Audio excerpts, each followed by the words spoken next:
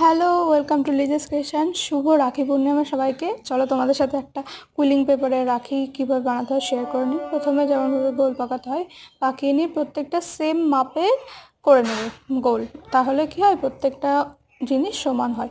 তো প্রত্যেকটা সেম করে নিয়ে গোল মাপের, তারপরে দেখো আমি শেপ দিচ্ছি। দেখো পুরো আঙুল দিয়ে একটুখানি ভাঁজ করে ওই যে দুপাশে যেগুলো একটা হার্টের শেপ হয়ে যায়।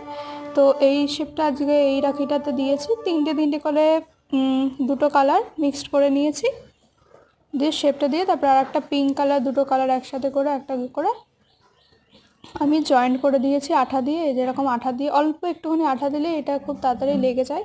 ব্যাস আঠা দিয়ে আটকানোর পর এবার একটা কাগজ কেটে নিলাম, কাগজ কেটে ওটার উপর আটকে দিলাম, তারপরে একটা সুতোর সাহায্যে ওটাকে আটকে নিয়ে ব্যাস হয়ে গেল আমাদের রাখি।